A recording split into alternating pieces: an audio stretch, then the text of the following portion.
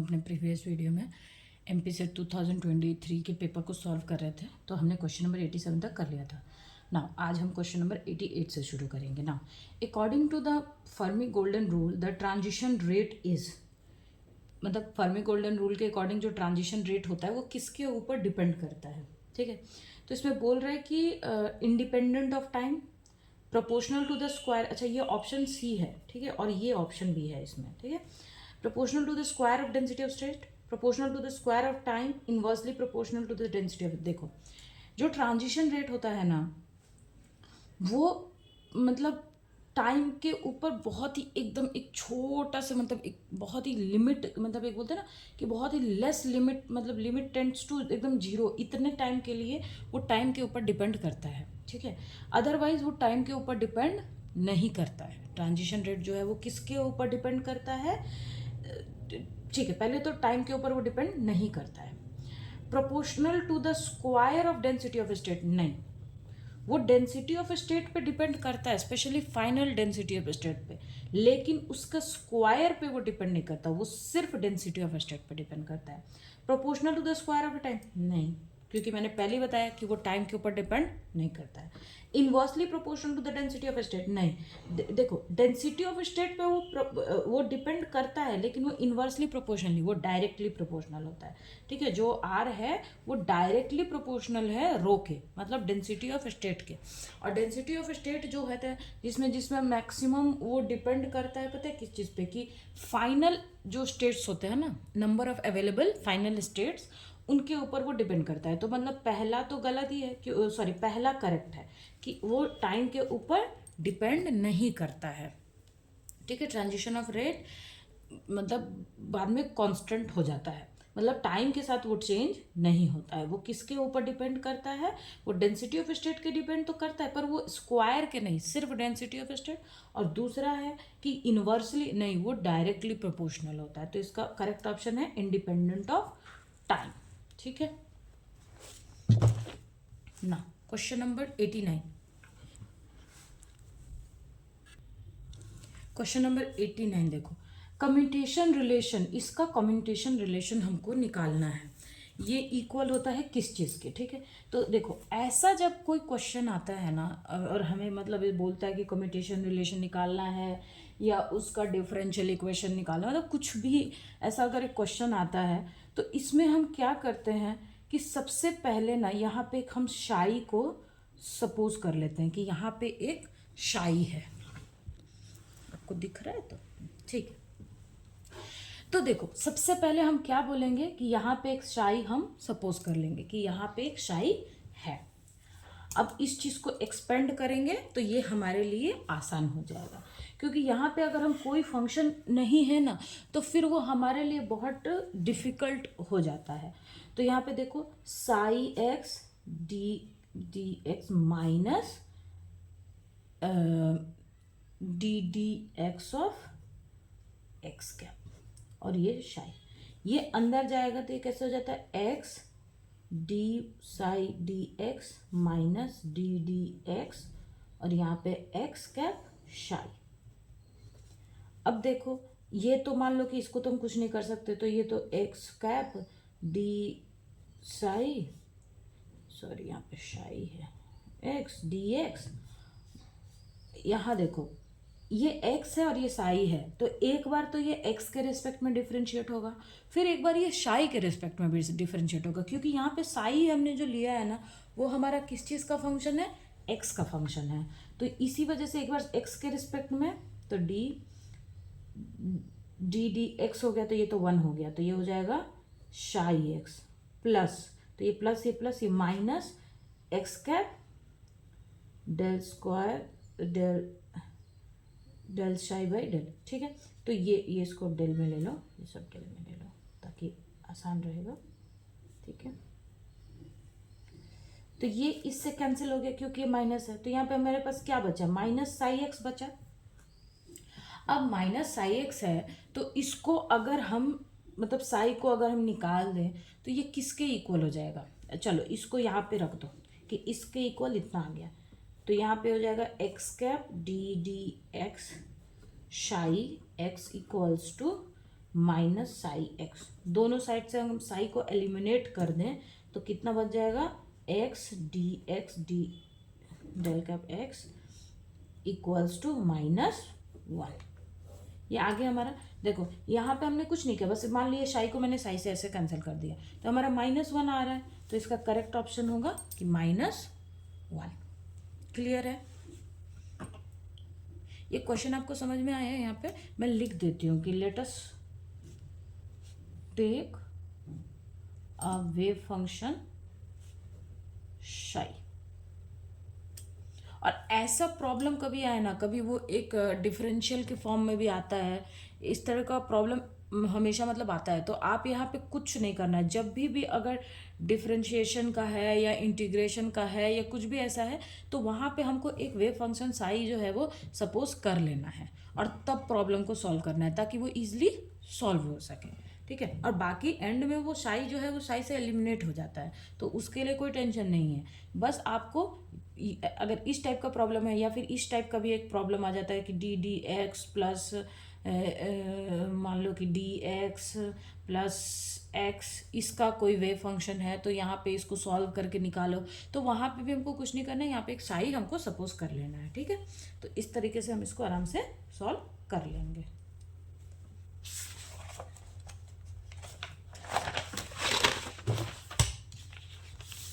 देखो ये क्वेश्चन देखो, थोड़ा ध्यान से देखना। ठीक है? अच्छा, ये क्वेश्चन आपको देख के इतना बड़ा लग रहा है, ये एक्चुअली में इतना बड़ा है नहीं, ये ऑप्शन से इतना बड़ा आपको देख के लग रहा है। देखो, for a system of 3 distinguishable fermions, हमारे पास कितने हैं, 3 डिस्टिंग्विश, मतलब हम उसको मतलब डिस्टिंग्विश कर सकते हैं, मतलब कि जैसे अलग अलग कर सकते हैं। ठीक है? डिस्टिंग्विश फर्मियंस मतलब कि अगर 3 फर्मियन है तो वो अलग अलग हो सकते हैं। मान लो कि जैसे एक रेड है, एक ब्लू है, ग्रीन है, तो हम उसको कलर से डिफ्रेंशिएट कर सकते हैं कि मतलब ये डिफरेंट है।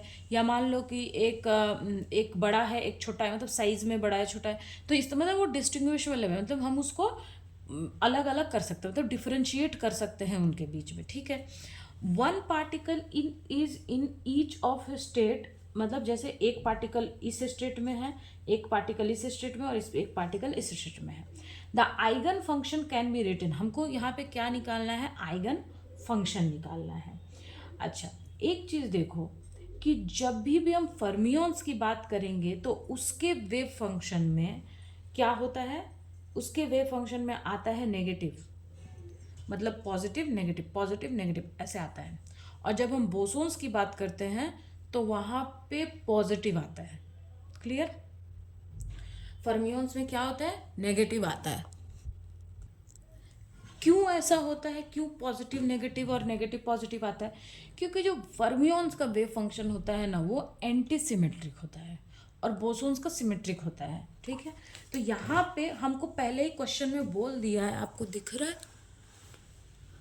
हाँ, देखो पहले ही हमको क्वेश्चन में बोल दिया है कि ये क्या है, ये फर्मियंस है। ठीक है? तो फर्मियंस है तो हमको पता है कि एंटी सिमेट्रिक आएगा, सिमेट्रिक हमारा वेव फंक्शन आएगा, एंटी सिमेट्रिक वेव फंक्शन आएगा हमारा। तो एंटी सिमेट्रिक के लिए क्या होगा, पॉजिटिव नेगेटिव। ठीक है?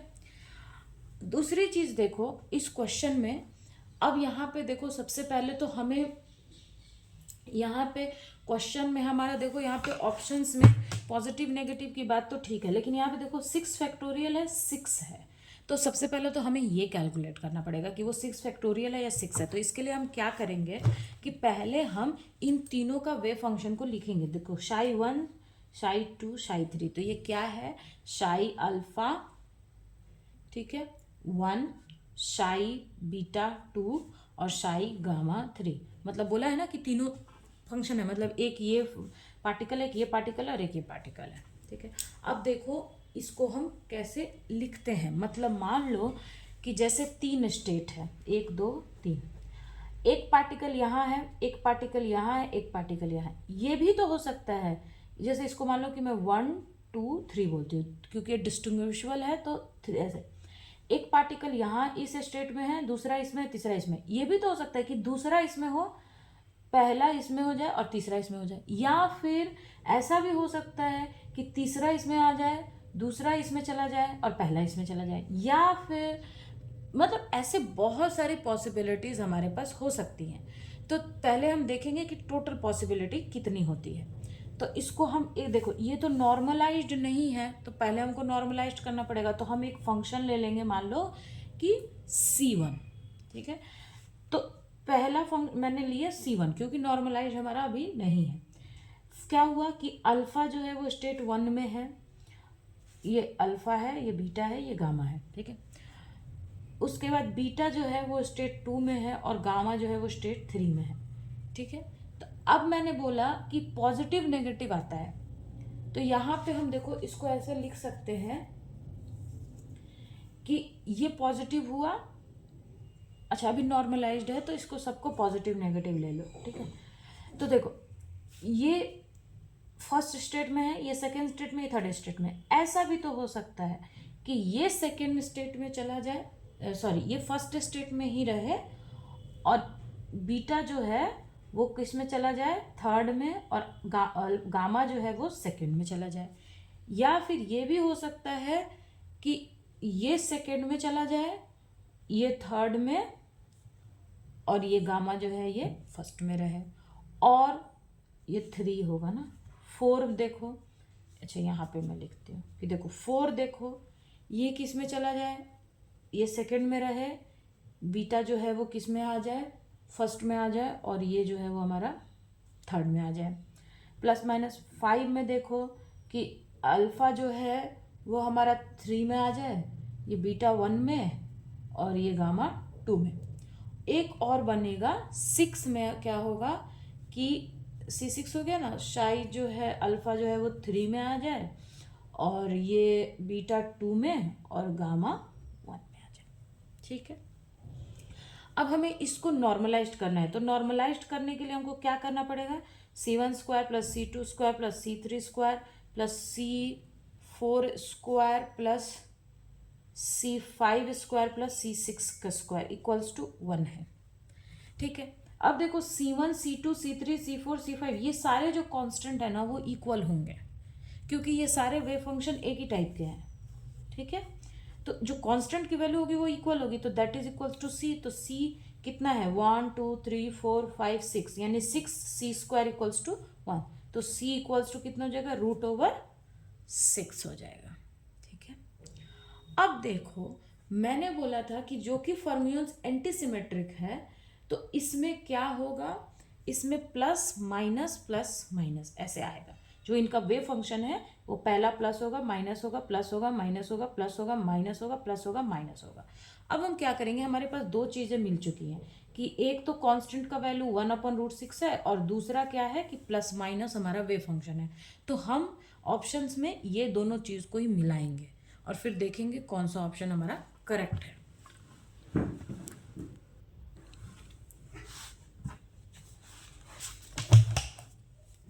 मैंने क्या बोला कि हमको क्या क्या चेक करना है कि C की वैल्यू √6 हो और प्लस माइनस प्लस में। तो पहला देखो 6 का फैक्टोरियल है, तो पहले ही गलत हो गया। ये भी 6 का फैक्टोरियल है, ये भी गलत हो गया। C में देखो 6 है, तो plus plus plus plus plus, तो ये भी हमारा गलत हो गया। ये देखो ये √6 है, plus minus plus minus plus minus, तो हमारा ऑप्शन नंबर डी करेक्ट है। हो गया खत्म। हमको कुछ नहीं करना था, बस हमको C की वैल्यू जो हम जब हम नॉर्मलाइज करते हैं तो जो नॉर्मलाइजेशन कांस्टेंट आता है उसकी वैल्यू निकालनी थी। और हमें ये पता है, देखो अगर हमें कॉन्सेप्ट पता है ना तो हम आराम से क्वेश्चन कर सकते हैं कि फर्मियंस का वेव फंक्शन एंटीसिमेट्रिक होता है। तो एंटीसिमेट्रिक में क्या होता है, plus minus plus minus plus minus, ऐसा उसका जो वेव फंक्शन होगा वो इसी तरीके से आएगा। तो हमारा ऑप्शन नंबर डी करेक्ट है। ये क्वेश्चन आपको समझ में आ गया, इजी है, बहुत इजी है। अब बोसोन्स का याद रखना कि सिमेट्रिक होता है, तो वहाँ पे प्लस प्लस प्लस आता है, ठीक है। अच्छा यहाँ पे भी आप बोल सकते हो कि मैम यहाँ पे आपने ये C1, एक्चुअली ये मॉड होता है, ठीक है, C1 मॉड, ये मॉड होता है। तो अगर नेगेटिव भी है तो वो बाद में पॉजिटिव ही हो जाएगा। मतलब मान लो कि जैसे यहाँ पे ये आपको दिख तो रहा है ना पहले, हाँ, जैसे यहाँ का प्लस है, यहाँ का नेगेटिव आया, लेकिन हम तो मॉड वैल्यू लेते हैं ना, जब हम नॉर्मलाइजेशन निकालते हैं तो हम मॉड लेते हैं, तो ये मॉड है, ठीक है। तो ये नेगेटिव के लिए भी पॉजिटिव ही आएगा। क्लियर हो गया।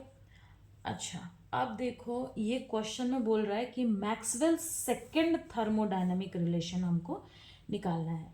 तो मैक्सवेल का ना 4 थर्मोडायनामिक रिलेशन है, आपको पता है ना। मैक्सवेल के 4 थर्मोडायनामिक रिलेशन हैं। तो यहाँ पे 4 हमको दिया हुआ है, इसमें से बताना है कि मैक्सवेल का जो सेकंड थर्मोडायनामिक इक्वेशन है वो कौन सा है। क्लियर है। देखो फर्स्ट जो होता है, जो फर्स्ट मैक्सवेल इक्वेशन है या फर्स्ट आप थर्मोडायनेमिक एनर्जी बोलो, उसको हम बोलते हैं internal energy. Internal energy, internal energy वाला इक्वेशन कौन सा होता है, D U equals to T D S minus P D we.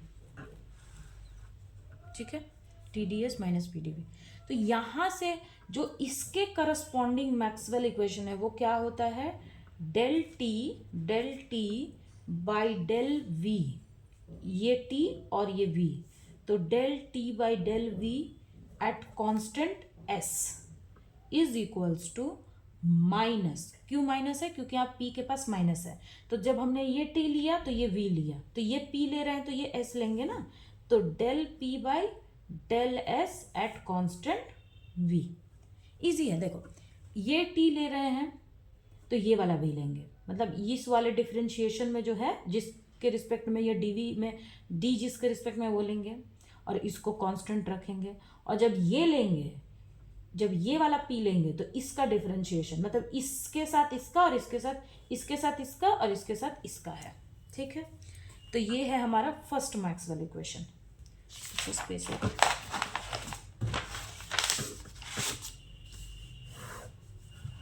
दिख रहा आपको। हाँ, सेकंड में देखो, सेकंड जो आता है वो आता है एफ से, जिसको हम हेल्महोल्ट्ज फ्री एनर्जी बोलते हैं, फ्री एनर्जी, जिसको एफ से रिप्रेजेंट करते हैं।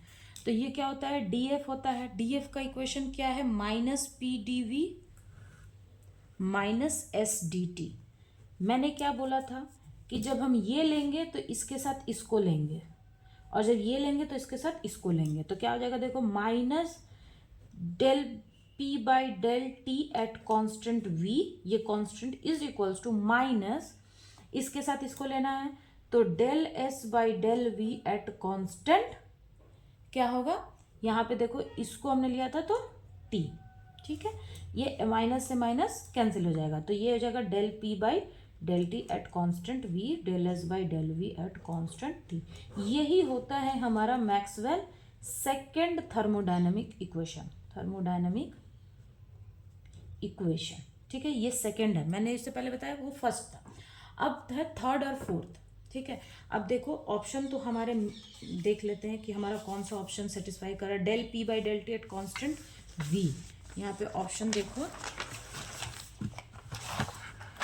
Del P by del T at constant V del S by del V. हाँ, तो ये हमारा ऑप्शन नंबर बी हमारा करेक्ट है।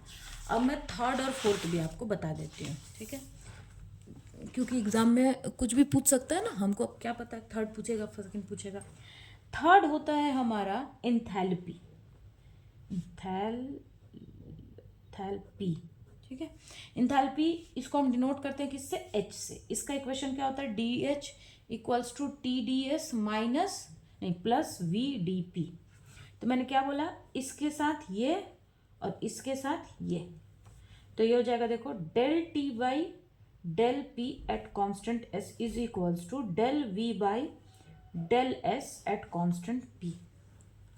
ये क्लियर हो गया, del T by del P at constant S, del V by del S constant P. अब फोर्थ इक्वेशन होता है जो आता है हमारा गिब्स फ्री एनर्जी से, गिब्स फ्री एनर्जी। ठीक है, ये होता है D G equals to S D T plus V D P. इसके साथ इसका, तो ये हो जाएगा देखो minus del S by del P at constant T is equals to del V by del T at constant P. ये clear हो गया। अब इस नेगेटिव को आप इधर भी ले जा सकते हो, यहाँ भी लिख सकते हो, कोई बात नहीं। तो अब इसको ऐसे भी लिख सकते हो, del P by del T at equals to minus del V by del T at constant P. ठीक है। अच्छा देखो, ये क्वेश्चन ऐसे तो मैक्सवेल क्वेश्चन हमको पता है, ये क्वेश्चन देखो इसमें ना अब हमें ना सीक्वेंस भी याद रखने की ज़रूरत है, क्योंकि देखो क्वेश्चन में बोल दिया कि सेकंड, ये जो आपको ये जो ऑप्शंस दिए हुए हैं ना, ये सारे ही मैक्सवेल इक्वेशन हैं, लेकिन अब हमको यहाँ पे सीक्वेंस भी याद रखना है। तो मैंने फर्स्ट जो होता है वो इंटरनल एनर्जी हो गया, सेकंड जो हो गया वो हेल्महोल्ट्ज़ फ्री एनर्जी हो गया, थर्ड हो गया इंथैल्पी, फोर्थ हो गया गिब्स फ्री एनर्जी। तो ये सीक्वेंस है आपको याद रखना है। क्लियर है? ठीक है, ये क्वेश्चन के लिए। और अगर आपको ये चीज़ याद है ना तो आप इक्वेशन आराम से लिख लोगे। तो आपको ये पता होना चाहिए कि जैसे फर्स्ट इंटरनल एनर्जी है तो इंटरनल एनर्जी का क्या यू होता है, तो डी यू का इक्वेशन आपको याद होना चाहिए कि T D S minus P D V. तो ये आप याद कर लो, वहाँ से आप मैक्सवेल इक्वेशन आराम से निकाल लोगे। अगर आपको ये पता है कि जैसे पहला इंटरनल एनर्जी है, सेकेंड हेल्महोल्ट्ज़ फ्री एनर्जी है, थर्ड क्या है, थर्ड है हमारा इंथैल्पी, और फोर्थ क्या है गिब्स फ्री एनर्जी। तो गिब्स फ्री एनर्जी का इक्वेशन क्या होता है वो आपको याद होना चाहिए, हेल्महोल्ट्ज़ फ्री एनर्जी का इक्वेशन क्या होता है वो याद होना चाहिए, इंथैल्पी का क्या है वो याद होना चाहिए। वैसे आपको पता है ये ना एक ट्रिक से भी आप ऐसे मतलब P D P V public ऐसा एक इक्वेशन टाइप का होता है, वो जब मैं इन थर्मोडायनेमिक्स पढ़ाऊंगी तो उसमें मैं ये आपको ट्रिक पढ़ा दूंगी। अभी तो क्वेश्चन पेपर हम सॉल्व कर रहे हैं, तो ये थर्मोडायनेमिक जब मैं पढ़ाऊंगी ना तो उसमें मैं आपको ये ट्रिक पढ़ा दूंगी कि पी ऐसे पी पब्लिक ऐसा एक ये रहता है, तो यहाँ से आप ये इक्वेशन भी आराम से निकाल सकते हो, फिर आपको मतलब ये इक्वेशन भी आपको याद रखने की ज़रूरत नहीं रहेगी तब। ठीक है, चलो question number 92। A box is divided into 3 cell. Okay,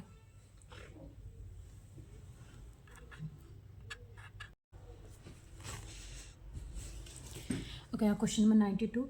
A box is divided into 3 cells and 10 distinguishable particle.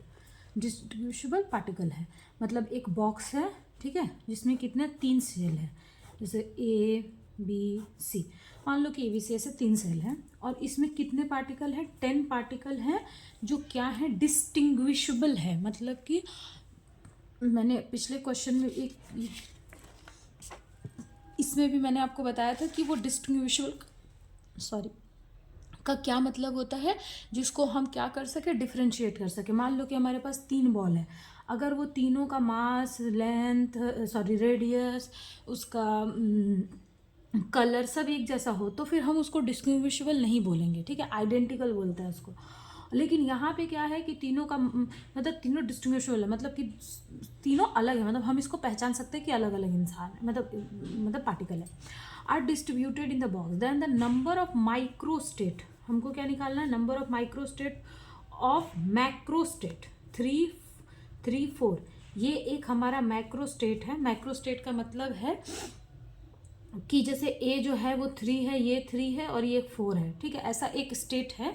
हाँ, वो हमको बताना है कि इस वाले माइक्रोस्टेट में, ये जो हमारा एक माइक्रोस्टेट है 3, 3, 4, इसमें कितना नंबर ऑफ माइक्रोस्टेट होगा। ठीक है, हमें ये क्वेश्चन में बताना है कि इस वाले माइक्रोस्टेट में कितना हमारे पास क्या होगा, माइक्रोस्टेट होगा। एक मैक्रोस्टेट में कितना, मतलब एक जो माइक्रोस्टेट है, एक ये माइक्रोस्टेट, इसमें कितना माइक्रोस्टेट होगा। ठीक है, ये हमको निकालना है। तो देखो, जो माइक्रोस्टेट होता है ना, डिस्टिंग्विशेबल पार्टिकल के लिए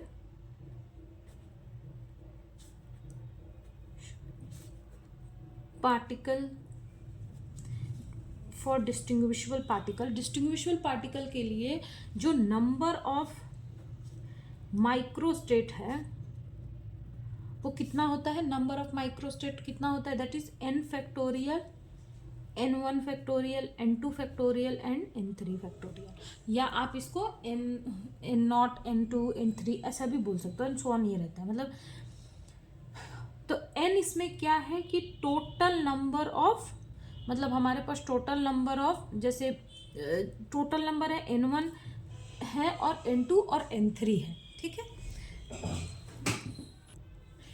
n जो है वो हमारा क्या है, टोटल नंबर ऑफ पार्टिकल, और n2 n1 n2 है कि एक सेल में कितना है।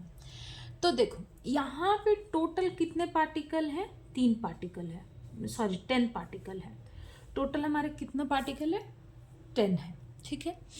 इसमें एक माइक्रोस्टेट बोला है कि एक, मतलब ये एक माइक्रोस्टेट है, इसका क्या मतलब है एक माइक्रोस्टेट का, कि मतलब एक इसमें 3 है, इसमें 3 है और इसमें 4 है। ये ऐसा एक स्टेट बन रहा है कि हमारे पास टोटल 10 पार्टिकल थे, ठीक है। जैसे मान लो कि हमारे पास टोटल 10 स्टूडेंट थे, और वो मान लो कि 11th ए में या 11th ए मतलब 11th क्लास में उन 10 स्टूडेंट को डिस्ट्रीब्यूट करना था, है ना। तो 3 स्टूडेंट हैं, 10 स्टूडेंट हैं, मान लो उसमें 5 लड़कियां हैं और 5 लड़के हैं, 10 स्टूडेंट था। अब 5 में मान लो कि 5 लड़कियां जो हैं, मैं किसी को बॉडी शेम नहीं कर रही हूँ, मतलब ऐसे मैं एग्जांपल दे रही हूँ कि मान लो कि उसमें से 2 लड़कियां हैं जिनकी हाइट थोड़ी छोटी है, 3 ऐसी लड़कियां हैं जो टॉल हैं, एक ऐसी लड़की है जो फैट है, एक ऐसी है जो मतलब जो थोड़ा जिसका मतलब बॉडी ठीक ठाक है, मतलब एक एवरेज जो उसकी क्या बोलते हैं एवरेज उसका, मतलब वो पांचों जो है ना वो दिखने में अलग है, डिस्टिंग्विशेबल है वो सारे, ठीक है। तो 11th ए सेक्शन में 3 हमने बच्चों को डाल दिया, 11th बी में हमने 3 बच्चों को डाल दिया, और 11th सी में भी हमने क्या किया, तीनों बच्चों को डाल दिया। अब देखो ये जो 3 बच्चे 11th ए में है, ये हो सकता है कि या तो ये तीनों ही गर्ल्स हो जाए, या फिर ये तीनों बॉयज हो जाए, या 2 गर्ल्स 1 बॉय हो, या 1 गर्ल 2 बॉय हो। ये सारे पॉसिबिलिटी इस तीनों में बन सकता है। इस तीनों का भी सेम केस है, इस चारों में भी सेम केस है कि चारों लड़के ही हो जाए, चारों लड़कियां ही हो जाए, क्योंकि 5 है ना, 3 लड़कियां हो जाए, 2 लड़के हो जाए, मतलब इस तरीके से 2 लड़कियां 2 लड़के हो जाए, इस तरीके से बहुत सारी पॉसिबिलिटीज बनेंगी। इसीलिए हम क्या करते हैं कि, लेकिन हमें तो क्या निकालना है कि नंबर ऑफ माइक्रोस्टेट्स क्या है इस मैक्रोस्टेट में, नंबर ऑफ माइक्रोस्टेट। तो माइक्रोस्टेट क्या होगा, this factorial and this factorial.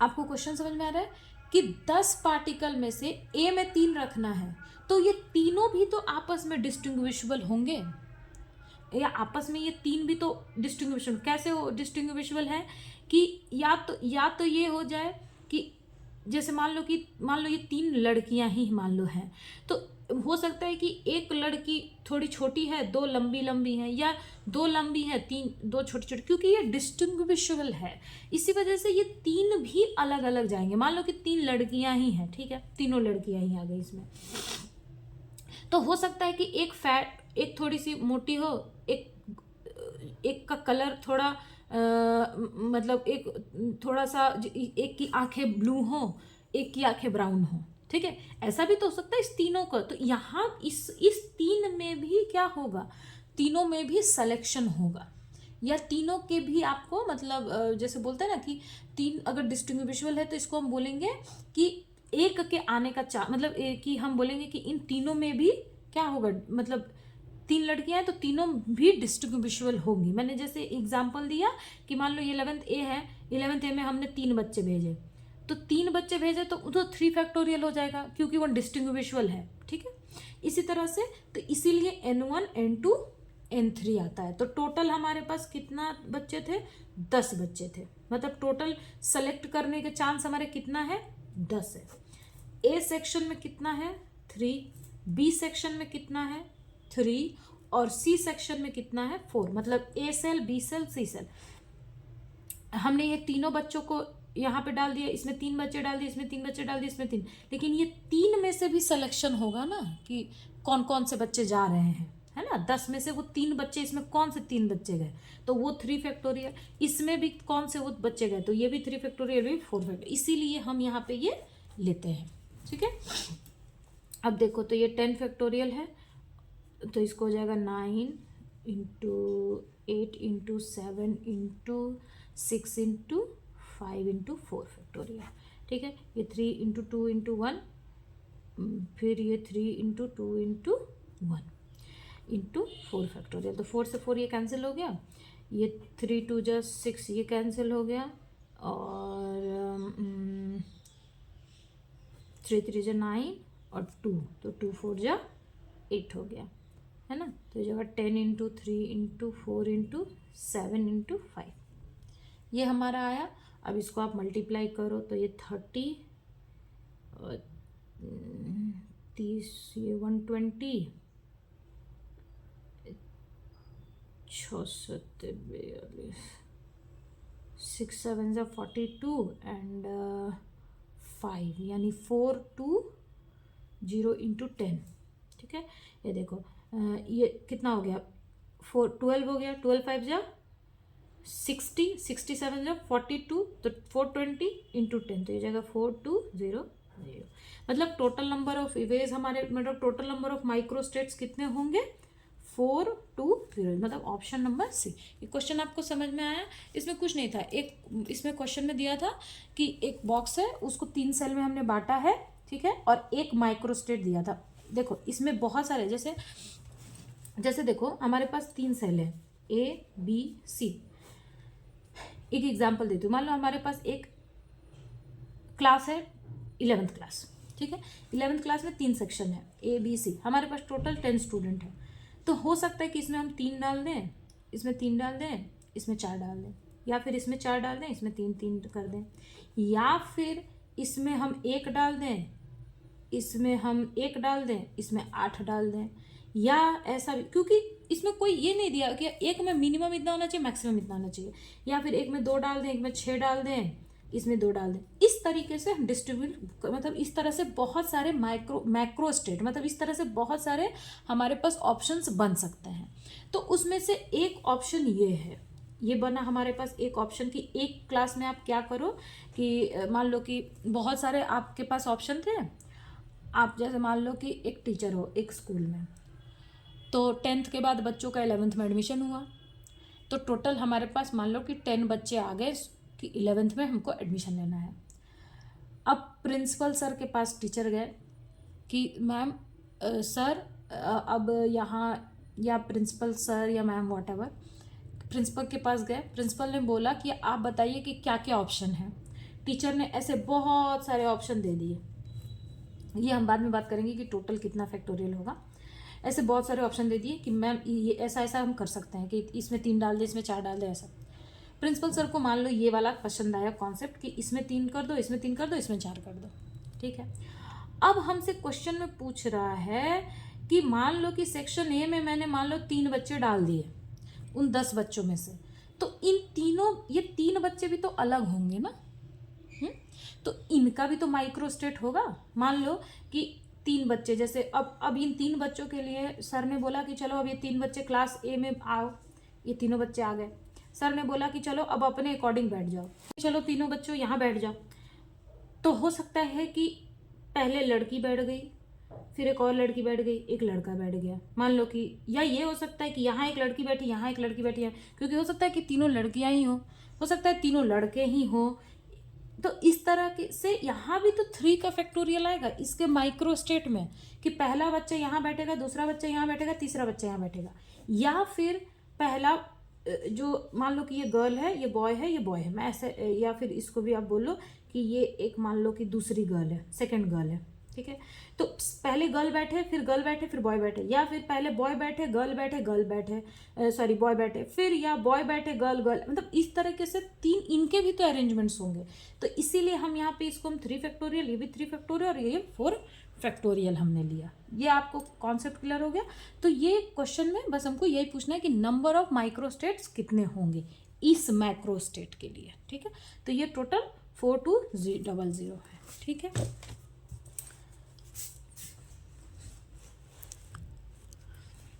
अब देखो, a black body emits energy per second at, मतलब ये हमारा एक टेम्परेचर दिया हुआ है, मान लो इसको T1 हम बोल देंगे, ये डिग्री सेल्सियस में तो हम उसको केल्विन में कन्वर्ट कर लेते हैं, ठीक है।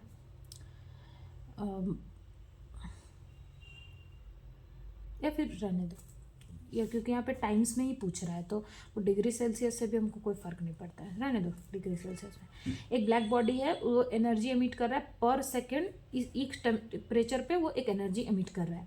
If the temperature of black body is increased to, मतलब ये टेम्परेचर T2 कितना हो गया 2 to 7 degree Celsius, then emitted total energy will be increased. हमको निकालना है कि देखो पहले क्या कि एक ब्लैक बॉडी हमारे पास है, वो एक एनर्जी इमिट कर रहा है ई, कब, जब उसका टेम्परेचर इतना है।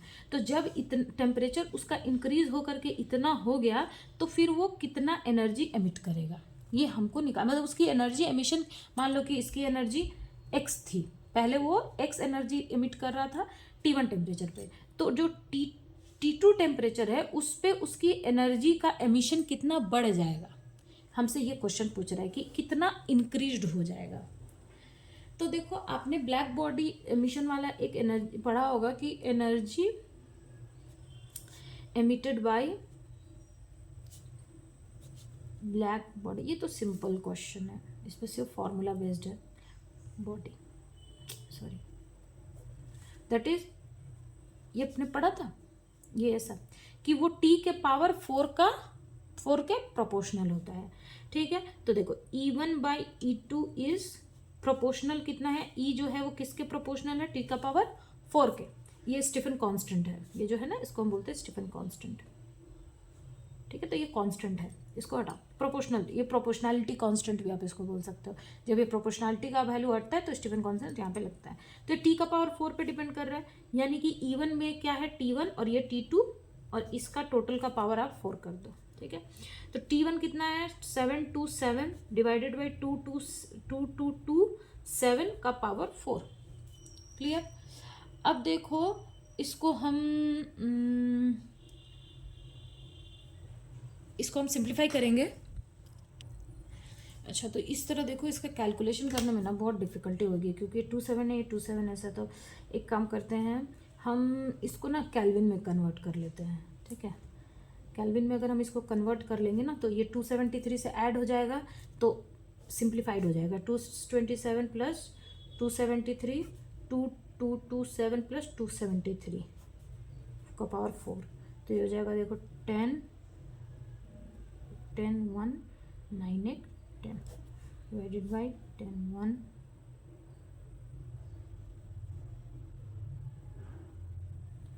डिवाइडेड बाई 4, देखो सिंप्लीफाई हो गया ना। तो 5 2 जा 10, 5 5 कितना हो गया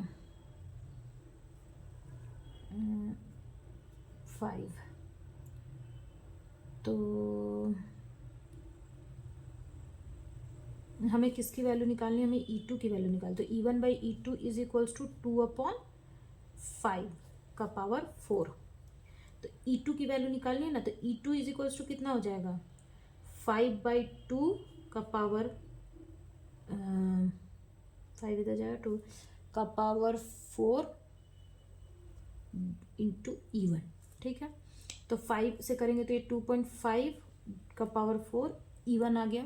अब 2/5 है तो मान लो इसको हम 3 ले लेते हैं, अप्रॉक्सीमेटली आप इसको 3 लेके करो, तो 3 3 जा 9, 9 3 जा, ये तो 81 के आसपास आ रहा है, नहीं तो फिर बहुत ज़्यादा हो जा रहा है, नहीं 4 नहीं होगा, 3 करेंगे तो बहुत ज़्यादा हो जाएगा, और 2 करेंगे तो काफ़ी कम हो जाएगा, क्योंकि 2 2 जब 4 4 2 जा 8 8 2 जा 16 है, तो उसका फिर हाफ में लेना पड़ेगा, मतलब हमें इसे कैलकुलेटर यूज़ करना पड़ेगा।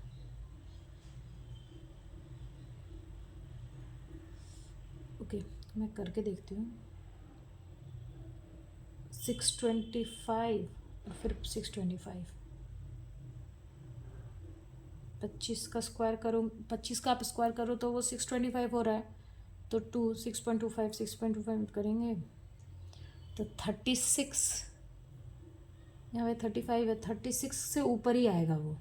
देखो एक अप्रॉक्सीमेटली आंसर आप इसे निकाल सकते हो, देखो ये 2.5 है ना, तो मान लो पॉइंट अगर हम हटा दे तो ये 25 है, 25 का स्क्वायर कितना होता है 625 इंटू 625, और यहाँ पे पॉइंट है तो स्क्वायर करेंगे तो ये 6.25 आएगा। अब देखो 6 का स्क्वायर कितना होता है, 6 का स्क्वायर होता है 36, लेकिन ये 6.25 है, 6.25, तो यानी ये 36 से कितना होगा ज़्यादा ही आएगा। तो ऑप्शन में देखो ये 35 है नहीं, 30 है नहीं, 25 है नहीं, तो 39 करेक्ट आंसर है। आप इस तरह से अंदाजा लगा के कर सकते हो, आप कैलकुलेटर में भी करोगे तो आप देखोगे कि 36 से वो चीज़ ज़्यादा ही आएगी। कैसे मैंने बताया, ये मैंने कैसे बताया देखो, तो यानी कि E2 जो है वो कितना हो जाएगा 39 टाइम्स E1, मतलब E1 से 39 टाइम्स वो ग्रेटर होगा। ये मैंने कैसे अप्रॉक्सीमेटली, अभी देखो कैलकुलेटर से करने का कोई मतलब नहीं है, मतलब या कर भी सकते हो आप। मैंने ये इस तरह से बताया कि देखो ये 25 है, अगर हम पॉइंट हटा दें 2.5 है, अगर हम ये पॉइंट हटा दें तो ये 25 होगा। 25 का स्क्वायर कितना होता है 625, तो 6, तो जब हम स्क्वायर करेंगे और यहाँ पे डेसिमल है 2.5 इंटू 2.5, तो ये 625, तो यहाँ पे डेसिमल है तो 1 2 यानी कि 6.25। अब 6.25 इंटू 6.25, तो 6 सर कितना होता है, 6 का स्क्वायर कितना होता है 36, तो यानी, और ये 6.25 है, 6 का स्क्वायर अगर 35 होता है तो 6.25 का स्क्वायर 36 से तो ज़्यादा ही होगा। तो यहाँ पे देखो ये 35 है तो नहीं होगा, क्योंकि वो 36 से मैंने ज़्यादा बोला है। 30 है नहीं होगा, 25 नहीं होगा, 30 नहीं, 36 से ज़्यादा है 39। तो इस तरह से आप अप्रॉक्सीमेट लगा करके ये आंसर आप बता सकते हो कि ये 39 टाइम्स होगा। अगर कैलकुलेटर रहता तो आप पूरा अच्छे से कैलकुलेट करते हैं, लेकिन एग्जाम में इतना टाइम तो रहता नहीं है, तो एक अप्रॉक्सीमेटली आंसर मैंने यहाँ पे आपको बता दिया कि इस तरीके से भी आप ट्रिक करके यूज, मतलब अब देखो, अब मान लो यहाँ पे ऐसा रहता कि 36 37.25 38.95 39.92 39.56 ऐसा अगर समथिंग रहता, तब हम टोटली पूरा अच्छे से कैलकुलेट करते, क्योंकि सब क्या है 36 से ज़्यादा है। लेकिन यहाँ पे तो 36 ही सारे ऑप्शंस क्या होते हैं 36 से ज़्यादा होते हैं, तो हमको क्या करना पड़ता, ये टोटल कैलकुलेट करना पड़ता। लेकिन यहाँ पे क्या है कि 36 से ज़्यादा सिर्फ एक ही टर्म है, तो यहाँ से हम इसको मतलब करेक्ट ऑप्शन बोल सकते हैं। इस तरीके से छोटा छोटा ट्रिक आपको ना एग्जाम में क्या ना यूज़ करना पड़ेगा, नहीं तो आप पेपर ऐसे सॉल्व नहीं कर पाओगे। मतलब 3 घंटे में कितना 150 क्वेश्चन, 100 क्वेश्चन, हाँ 3 मतलब 50 का तो उसका भी मिला के 3 घंटे का रहता है, मतलब 2 घंटे में 100 क्वेश्चन तो बहुत डिफिकल्ट हो जाता है, और भी बिना कैलकुलेटर के।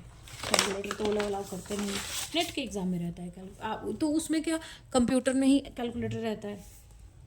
बहुत बच्चे तो फर्स्ट टाइम अगर आप एग्ज़ाम दोगे ना, तो आपको तो वो समझ, मतलब आप अगर आपको नॉलेज नहीं है तो वो कैलकुलेटर कैसे यूज़ करना है इसके लिए आधा टाइम चला जाता है। तो अगर आप नेट का एग्ज़ाम दे रहे हो ना, तो पहले आप वो कैलकुलेटर कैसे यूज़ करते हैं वो थोड़ा सा पहले सीख के जाना। The statistics obeyed by photon, photon कौन सा स्टैटिस्टिक्स यूज़ करता है, मैक्स वोल्डमैन मतलब MB, BE boss Einstein, Fermi FD, या इनमें से कोई नहीं।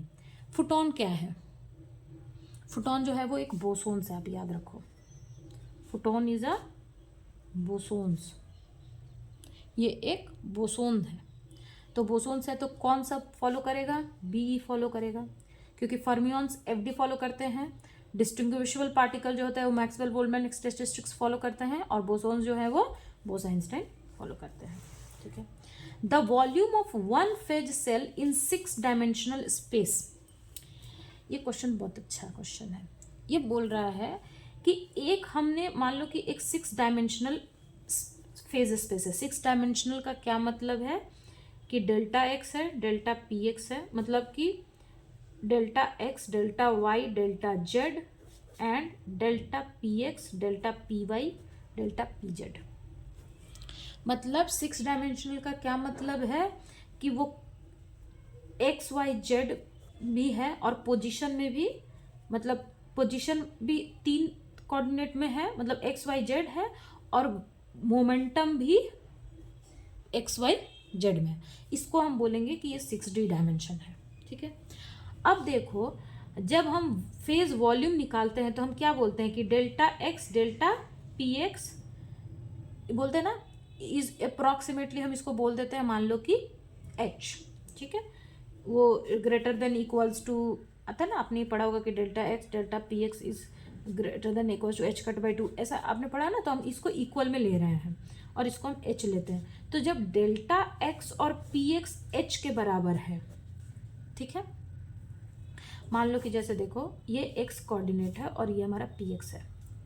अगर इसमें हमको कोई वॉल्यूम निकालना है किसी चीज़ का, मान लो ये एक छोटा सा बॉक्स है, इसका हमको वॉल्यूम निकालना है, तो अगर इसका एरिया निकालना रहता तो क्या होता, हम इसको मल्टीप्लाई करते। जैसे हम देखो, एक मान लो कि ये रेक्टेंगुलर है, ये एक्स और ये वाई है। तो इसका एरिया जब हमको निकालना होता है तो हम इन दोनों कोऑर्डिनेट को मल्टीप्लाई करते हैं, ठीक है। लेकिन जब इसका वॉल्यूम निकालना रहता है तो हम इसका क्यूब करते हैं, क्यूब करते हैं ना।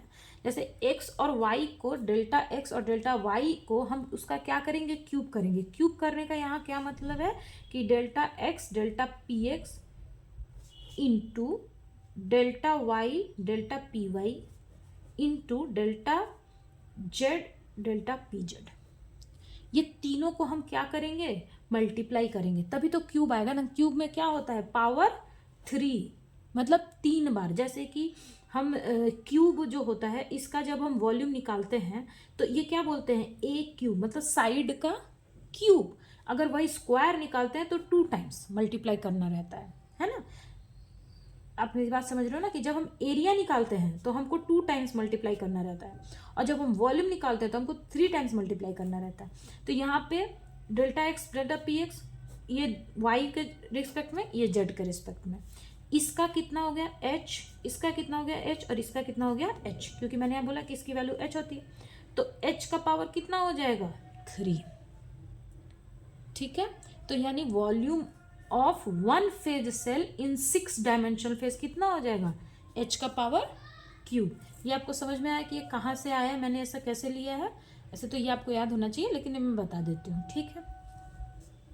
जैसे आपको बोलता है कि मतलब कभी कभी ना ये नंबर ऑफ पार्टिकल के लिए भी पूछता है। तो फॉर एन पार्टिकल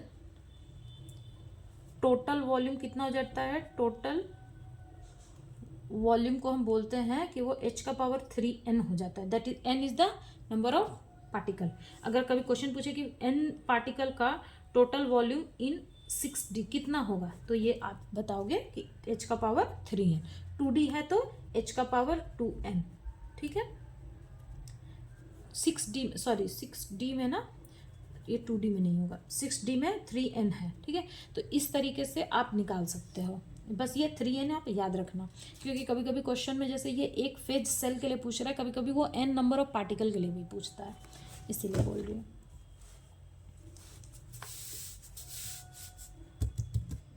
ये क्वेश्चन देखो, पहले 97 बता देती हूँ क्योंकि 97 में बस an infrared LED is usually fabricated from, ये शायद मैंने 2024 के पेपर में भी ये क्वेश्चन शायद आपको मैंने कराया था, ठीक है। तो इसका होगा ऑप्शन सी, GAS। इसका शायद मैंने कराया था। इसमें पूछ रहा है कि जो इंफ्रारेड एलईडी है वो किस चीज़ से, कौन से मतलब सेमीकंडक्टर से बनता है। तो इसका आंसर ये है। इसमें देखो, ये तो लिखवाना पड़ेगा थोड़ा सा, मैं आपको इसके बारे में पूरा डिटेल में बताऊंगी। तो ये आप देख लो पहले कि the volume of beta for a transition is 100, मतलब हमको बीटा की वैल्यू कितनी दी हुई है, 100। आपको दिख तो रहा है ना, ठीक है। बीटा की वैल्यू हमको कितनी दी हुई है, 100 दी हुई है। If the value of emitter current is, मतलब IE, एमीटर करंट दिया हुआ है हमको, IE की वैल्यू कितनी दी हुई है, 10 मिली एम्पियर, ठीक है। Then the value of collector current, हमको क्या निकालना है, IC निकालना है। इजी है क्वेश्चन। तो देखो हमको, एक सेकेंड, हमको क्या दिया हुआ है, the value of beta for a transistor दिया, बीटा दिया हुआ है। If the value of emitter current is 10 then value of collector current हमको निकालना है, मतलब हमको IC निकालना है, ठीक है। तो देखो बीटा इज इक्वल्स टू क्या होता है, IC by IB, and alpha is equals to क्या होता है, IC बाई IE। तो अब हमको क्या चाहिए, हमको IC चाहिए। तो देखो हमारे पास बीटा की वैल्यू है और हमारे पास IE की वैल्यू है। हमारे पास ना तो IB की वैल्यू है और IC तो हमें कैलकुलेट करना है। तो हम यहाँ पे एक फॉर्मूला होता है, हम क्या करेंगे कि अल्फ़ा, और ना ही हमारे पास अल्फ़ा की वैल्यू है, तो हम सबसे पहले बीटा से अल्फ़ा की वैल्यू निकालेंगे, और IE की वैल्यू तो हमारे पास है ही, तो हम वहाँ से IC की वैल्यू निकाल लेंगे। तो एक रिलेशन होता है alpha is equals to beta, beta plus 1। तो दैट इज बीटा हमारे पास दिया हुआ है, तो बीटा कितना है, 100 डिवाइडेड बाई 100 प्लस 1, तो दैट इज 100 डिवाइडेड बाई 101। अब देखो हमारे पास IC की वैल्यू कितनी दी, IC की वैल्यू दी है, तो alpha is equals to IC by IE, then IC is equals to कितना हो जाएगा, अल्फा इंटू IE, अल्फ़ा की वैल्यू कितनी हुई है 100/101 इंटू 10 मिली एम्पियर। अब इसको करो तो ये 1000 हो गया और ये कितना हो गया 01। तो देखो ये 1000 है तो 10 टाइम्स में तो जाएगा नहीं, 9 टाइम्स में जाएगा। तो 9 करेंगे तो 9 टाइम्स में ये 909, ठीक है। तो 1 9 मतलब 91 है तो पॉइंट लगाओ तो यहाँ पे 0 हो गया। तो फिर ये कितने टाइम्स में जाएगा, 9 टाइम्स में तो जाएगा नहीं, 8 टाइम्स में जाएगा तो 9.8 मिली एम्पियर। तो देखो यहाँ पे क्या आंसर सही है, 0.9 नहीं 9.8 मिली एम्पियर। ये बहुत आसान क्वेश्चन था, ठीक है।